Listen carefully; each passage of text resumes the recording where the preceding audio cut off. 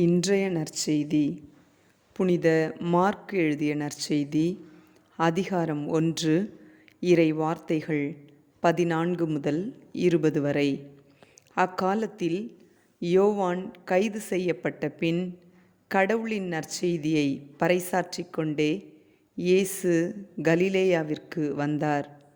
காலம் நிறைவேறிவிட்டது, இறையாட்சி நெருங்கி வந்துவிட்டது, மனம் மாறி நற்செய்தியை நம்புங்கள் என்று அவர் கூறினார்.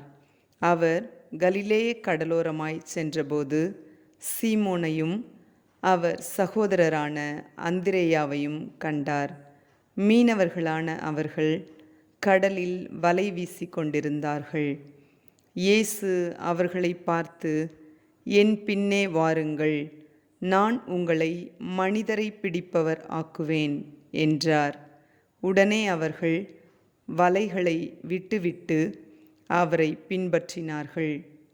பின்னர் சற்று அப்பால் சென்றபோது செபதேயுவின் மகன் யாக்கோபையும் அவர் சகோதரரான யோவானையும் இயேசு கண்டார். அவர்கள் படகில் வலைகளை பழுது பார்த்து கொண்டிருந்தார்கள். உடனே இயேசு அவர்களையும் அழைத்தார். அவர்களும் தங்கள் தந்தை செபதேயுவை கூலியாள்களோடு படகில் விட்டுவிட்டு அவர் பின் சென்றார்கள். இது ஆண்டவர் வழங்கும் அருள்வாக்கு. இறைவனுக்கு நன்றி.